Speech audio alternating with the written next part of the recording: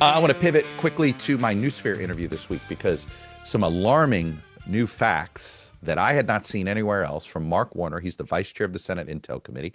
Mark Warner has seen the second. He has seen the video of both the September 2nd second strike on those survivors from the first strike of the boats off the coast of Venezuela, and he revealed two facts that I had not seen anywhere. Fact number one is that the time that elapsed between the first strike and the second strike was somewhere between 30 and 40 minutes because of cloud cover. So 30 to 40 minutes. And then the clouds come up. And then apparently what is revealed, according to Senator Warner, was not fully clothed survivors clinging to their life, and then the second strike. Let's just say this is what, look, he believes that if Americans see this video, they will be appalled. There will be, and there's a reason why the Pentagon is fighting the release of this video. There is no defense.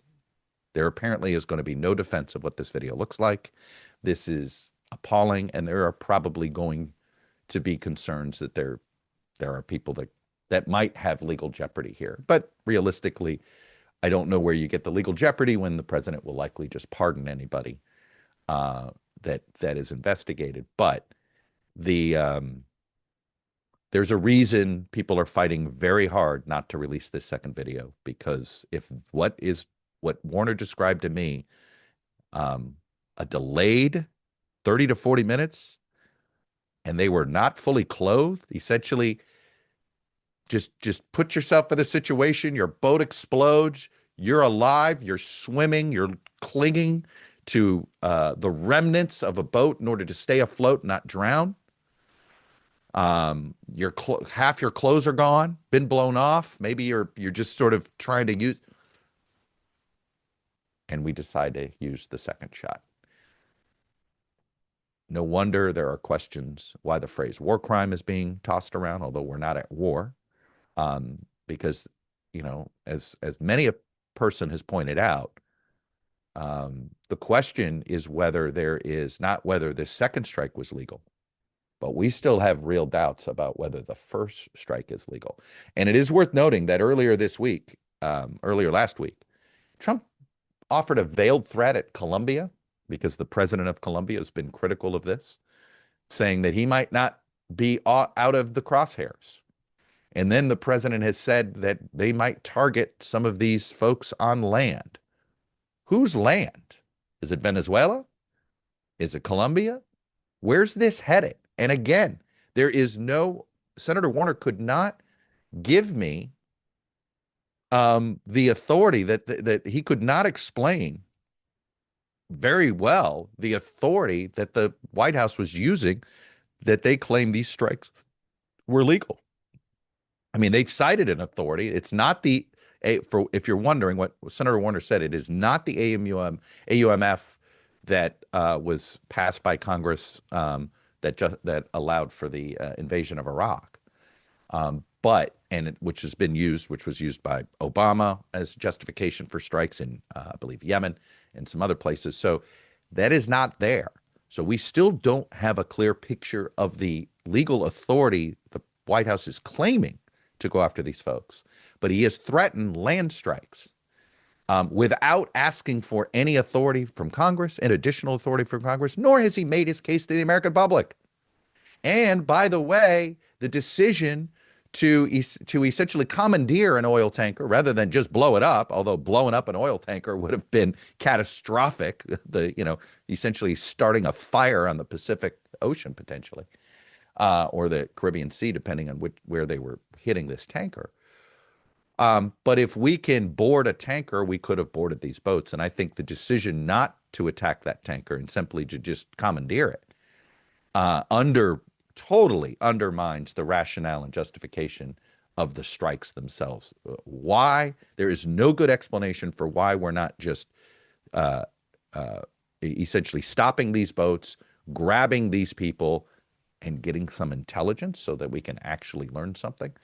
And I want to just keep one thing in mind here, just one more thing in mind, which is the president's political standing is not great. He has had a terrible month He had a terrible Thursday last week when his retribution campaign, basically he's the emperor with no clothes as far as Indiana Republicans are concerned. Grand juries in Virginia are not and might want to indict a ham sandwich, but they won't indict Letitia James. When he feels as if things are going bad, that's just when he might do crazier stuff and might attempt crazier stuff to either change the subject or change the picture. One more thing before I get to an important essay that I think you guys have to make note of. It is notable to me that the president did an interview with the Wall Street Journal over the weekend. And the most fascinating aspect of it was his tone change. He essentially is admitting that he's going to lose the midterms. He said, he basically said, we're going to try our best to win. We'll see what happens. We should win. But, statistically, it's very tough to win. Yeah, I know it doesn't make sense. So it's the beginning of the excuse making. It's the beginning of his way of admitting this economy, that the public doesn't like this economy. This was the interview saying, oh, it's going to take time. My investments haven't gone through. It will happen. Just be patient. And as he said, hopefully it happens before the election. But it's notable, right? He went from this is a hoax 2 weeks ago to, at least in this interview with the Wall Street Journal, sort of accepting the premise, yes, we realize the public doesn't feel it or see it yet, but they will. He promises, he swears. These are these stages. We should call it stages of it's not quite political grief, but it's sort of like, first there's denial, right? Then there's, somehow you're argumentative. Then there's a form of acceptance. He's getting into the form of acceptance, but he's not accepting the premise that his policies are a problem. He's just simply saying his policies haven't kicked in yet. In that sense, he's no different than any other president trying to defend a bad economy. No. My policies haven't kicked in yet. It's always my policies haven't kicked in yet. I'm dealing with the predecessor's policies. So in that sense, it's a familiar pattern. Perhaps the best part of that Wall Street Journal interview was the fact that, he's doing the interview with the Wall Street Journal reporters, but he's taking calls and doing all sorts of stuff at the same time, right? And I'm going to read directly from the article. At one point, the president, sitting at the Resolute desk with a glittering Christmas tree at its side, asked an aide to show him the latest market data. He took calls from friends and allies multiple times during the interview, including from Interior Secretary Doug Burgum, who joined by speakerphone to discuss the administration's plans for Washington, D.C. area public golf courses. That is right. The president seems to not be worried about the price of groceries as much as he's worried about the designs and who's in charge of redesigning Washington, D.C.'s 3 public golf courses, Rock Creek Park, Haynes Point, and Langston. If you're trying to hand Democrats easier fodder to say, he promised this to laser focus on this, and this, and instead he cares about building a ballroom, changing the name of the Kennedy Center, singing YMCA, and redesigning Washington, D.C.'s golf courses. All, of course, extraordinarily important priorities to bringing down the costs of electricity and groceries in your home. Anyway, just not the smartest politician, but Donald Trump's never been the smartest about messaging on that front. It's really great when you get a sponsor that you already use. And guess what? Quince is something that in the Todd household, we already go to. Why do we go to Quince? Because it's a place you go where you can get some really nice clothes without the really expensive prices. And one of the things I've been going through is I've transitioned from being Mr. Coat and Tie guy to wanting a little more casual, but to look nice doing it. Is I become Mr. Quarter Zip guy. Well, guess what? Guess who's got amazing amounts of quarter zips? It is Quince. I have gotten quite a few already from there. The stuff's really nice. Look, they have Mongolian cashmere sweaters for $50. I just know, hey, cashmere, that's pretty good. You don't normally get that for $50 or less. Italian wool coats that look and feel like designer. The stuff, I'll be honest, right? You look at it online, you think, okay, is this really as nice as it looks? Well, when I got it, I was like, oh, this is real quality. So yeah, I'm going to end up making sure I take it to my dry cleaner so I don't screw it up when I clean it. But I've been quite impressed. And hey, it's holiday season. It is impossible to shop for us middle-aged men. I know this. Well, Tell your kids, tell your spouses, tell your partners, try Quince. Or if you're trying to figure out what to get, your adult child, what to get your mom or dad, I'm telling you, you're going to find something that is going to be comfortable for them on Quince. So get your wardrobe sorted and your gift list handled with Quince. Don't wait. Go to quince.com/Chuck for free shipping on your order and 365-day returns. Now available in Canada as well. That's QUINCE.com/Chuck. Free shipping and 365-day returns. Quince.com/Chuck. Use that code. But that brings me to, I think, a very important essay from a quarterly journal. I'm a like I say, I'm a wannabe political scientist. I call myself a political anthropologist. That means I actually read political science quarterlies. And there's an extraordinarily important one that's out this week. It's an essay in Foreign Affairs, which is the flagship journal of the Council on Foreign Relations. This isn't a partisan outlet. It's not a resistance blog. It's the magazine where American presidents, secretaries of states, national security advisors have gone for generations to debate how the world works and how the United States' role it should be. So, three of the most respected democracy scholars in the world, from Harvard, Toronto, and the Council on Foreign Relations, Stephen Levitsky, Lucan Way, and Daniel Ziblatt. They're not cable pundits. They're not people you're going to see in the round tables of Sunday shows. They're not political activists. They're simply political scientists who've spent their career studying how democracies erode around the world, how they fail, and occasionally how they recover. Well, they have an essay called about competitive authoritarianism. And in fact, this is what they write. And this is why I took it very seriously. This was not something I read, no offense to my friends at the Bulwark. It's not something I read in the Bulwark, not something you're going to see here in Pod Save America. Certainly not. I doubt you'll hear this from my friend Eric Erickson either. But here's this essay. In 2025, the United States ceased to be a full democracy in the way that Canada, Germany, or even Argentina are democracies. Okay? They're just making a classification. And then comes the line. The game, however, is far from up. They're not saying all is lost. Okay? It is an important essay because they deal with this tension of, yes, we have had erosion, and no, this isn't permanent. Okay? So they argue that Donald Trump's second term, the United States crossed a definitional line into something political scientists call competitive authoritarianism. Here's how they define it: a system in which parties compete in elections, but incumbents routinely abuse their power to punish critics and tilt the playing field against their opposition. So elections still happen, but perhaps you threaten lawmakers to redraw the maps to make more favorable elections. Opposition parties still exist, but perhaps you raise the threshold for petition signatures to get on a referendum, or you change the dates and stuff, see Missouri. But the referee is no longer neutral, right? And the House rules keep changing. And importantly, they're not saying this might happen because it's already happened in this country. A year ago, this group predicted that this would be Trump's trajectory, that he'd weaponize state institutions the way elected autocrats have done in Hungary, Turkey, Venezuela, and India. And those are the four most important examples to follow here, because Venezuela, obviously, they held an election. The leader lost and he wouldn't leave. Turkey, Hungary, and India are what are considered fairish elections.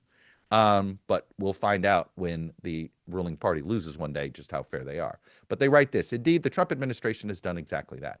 But here's what the authors say they didn't anticipate. What surprised even them wasn't the speed, but it was the scope. And they write this: one form of authoritarian behavior that we did not anticipate a year ago was the Trump administration's routine subversion of the law and even the U.S. Constitution. Well, we've seen that with the strikes with Venezuela. I mean, there is very little doubt here that this is not constitutional. The question is whether they'll even try to give some congressional authority on that. So let me outline a few more things that they write here. Weaponizing the state, they call it the blueprint. Every competitive authoritarian regime follows a familiar playbook. Purge, then pack. So removing professional civil servants who see their their job as the law and replace them with loyalists who see their job as the leader. Just look at the FBI. It's exactly what they document happening inside the Justice Department, the FBI, and other key agencies. When officials resisted, they were just simply removed. We've seen U.S. attorneys, deputy U.S. attorneys, just summarily fired. When replacements were chosen, they weren't selected for experience, but for loyalty, including, as the authors note, Trump's own personal lawyers installed as senior Justice Department officials. It's just right out of sort of. There's a fun parody about authoritarianism called Moon Over Parador with Richard Dreyfuss. I invite you to write that. What seemed like parody is now real, right? And then even when prosecutions don't lead to convictions, the authors explain why that doesn't matter. Such investigations themselves are the powerful form of harassment, right? Making Adam Schiff hire a lawyer, making Letitia James deal with this, making James Comey deal with this, legal fees, time, reputational damage, career disruption. The punishment is often the process itself. They don't care if they get convictions. They just want them constantly made to be, unhireable. Don't get them on corporate boards. Make them seem as if they're controversial figures. Then, of course, you got to follow the money, because this is what's happened with their next move, going after civil society. How's the Trump administration done this? They've ordered investigations into Act Blue, the primary arm of the Democratic Party, Open Society Foundations, the George Soros founded organization. The Wall Street Journal reported that there are plans to target Democratic donors through the IRS. That's right out of the competitive authoritarian handbook that these political scientists note. Then there's the pressure campaign against the media. Trump sued the New York Times and the Wall Street Journal. The FCC opened silly investigations into ABC, CBS, PBS, NPR, Comcast, which owns NBC. We've seen the FCC chair act like a thug in threatening Jimmy Kimmel, Disney, and NBC. It is, and what makes this so dangerous and so effective is not just what happened, but because of what didn't happen.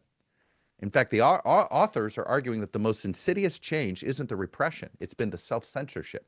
They point that outlets have become realigning and pull back. Like the Washington Post, like the editorial page, is kind of a clown show now. It is just, outside of George Will, there's not a readable columnist left in that place. It is just a joke. The editorial page itself is sort of, it's like they have one thing they do every time. If there's some economic controversy, they write some convoluted editorial attacking Elizabeth Warren. I guess that makes Jeff Bezos feel better, but it has nothing to do with the point itself or any of the actual rational debate that's gone on. You've had the Teen Vogue has sort of gotten rid of their political coverage. CBS clearly just has a new owner, and they just wiped out, brought in virtue signaling new editors to run things. We've seen Disney cave in. We've seen plenty of, again, all of these legacy media, these corporate-owned, shareholder-driven media organizations that all fall under Donald Trump's potential influence due to government regulation, they've all capitulated, which is why, frankly, we're doing so well here at the ToddCast. So in some ways, thank you. But unfortunately, this is why we've all gone down this independent road, because if you want to be honest and if you want to tell the truth, you're going to have to find a different outlet, because you're not going to be able to do it at the Washington Post. You're not going to be able to do it at the major legacy TV networks that are left. I'm not saying individuals aren't trying, but collectively, they're not even giving me a chance. And here's the other thing. Here's the part we don't know. What makes self-censorship so insidious is that it is virtually impossible to ascertain its full impact, so wrote these authors, right? We can see a firing, we can see a cancellation. What we can't see are the stories that are never pitched, the investigations that get quietly abandoned, or the headlines that are softened out of fear, or the questions that don't get asked on camera because executives in New York tell their correspondents, please don't do it because our corporate overlords are afraid of blowback from the president. That is happening. You can guess where that's coming from. That's how democracies hollow out. And this is where the essay draws a crucial historical line.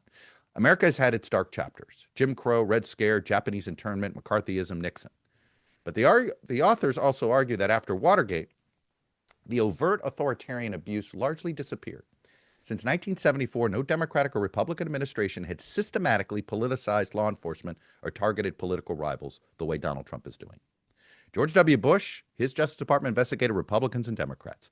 Barack Obama appointed James Comey, a Republican, to be the head of the FBI. Joe Biden kept Christopher Wray as head of the FBI, an appointee of Donald Trump, mind you. Merrick Garland bent over backwards as Attorney General, sometimes to a fault, to avoid the appearance of political interference. So the conclusion is blunt. In each of those critical areas, the Trump administration stands alone in its authoritarianism. Now, none of this is inevitable. And here's where the essay shifts from diagnosis to prognosis. He says the U.S. still has advantages that most competitive authoritarian regimes do not. There's still an independent judiciary. There's still a professional military, though Pete Hegseth is trying to erode it. There's still strong federalism. I mean, look at the way Ron DeSantis has pushed back on the AI issue and the AI moratorium that Trump has done. There's still a vibrant civil society. Hello. And there's a unified opposition party. And Trump himself lacks the single most important asset, the authors note, for authoritarian consolidation: overwhelming popularity. Successful autocrats often rule with approval ratings over 80%. Trump is stuck in the low 40s, and it's actually trending downward. That matters. So that brings us to what they argue is the greatest danger of them all. The gravest danger is not repression, but demobilization. It's not tanks. It's not mass arrests. It's acceptance and resignation. It's people deciding not to run, not to donate, not to sue, not to vote. And then this line, which is really the thesis of the piece. The outcome of this struggle remains open. It will turn less on the strength of the authoritarian government than on whether enough citizens act as though their efforts still matter, because for now, they still do. So there you go, Levitsky, Way, and Ziblatt. They aren't telling Americans to panic. They're just telling you what is, okay? This is what has happened to America the first year of Trump's second term. We have slipped into something called competitive authoritarianism. He is trying to create an authoritarian regime. There is democracy still. There is still competition, okay? And our future is not set in stone, or the cement is still wet, okay? They're warning against two equally dangerous instincts: complacency and fatalism. The future is going to be unstable, okay? Neither full democracy nor entrenched dictatorship is going to happen. It's going to be a struggle. This is going to be a fight. The next elections may be fought in theory over policy differences, but they're really going to be about the larger issue of what kind of system are we choosing to live under. And that danger isn't that democracy disappears overnight. The danger is people stop believing that they can defend it. So please go read this piece. It's extraordinarily important. It's well argued. It is, evidence-based. It is data-driven. It is not just alarmist cable commentary. And that's the most important thing. And it comes from a place in the Council on Foreign Relations where important ideas sort of get launched for debate. And this is one that more and more mainstream Americans need to understand what is happening and what is taking place. There's a reason results matter more than promises. Just like there's a reason Morgan & Morgan has become America's largest injury law firm. For the last 35 years, they've recovered $25 billion for more than 500,000 clients. It includes cases where insurance companies offered next to nothing, short of shortchanging, seeing if they could get away with it. And Morgan & Morgan fought back, and they won millions. In Pennsylvania, one client was awarded $26 million. It was a staggering 40 times the amount that the insurance company originally offered. That offer, $650,000. Whatever it took to sort of get away without paying. So with more than 1,000 lawyers across the country, Morgan & Morgan knows how to deliver for everyday people. So if you're injured, you're looking for a lawyer, check out forthepeople.com/ToddCast or dial pound law, pound 529 on your cell phone. And remember, all law firms are not the same. So give Morgan & Morgan a look. Their fee is free unless they win.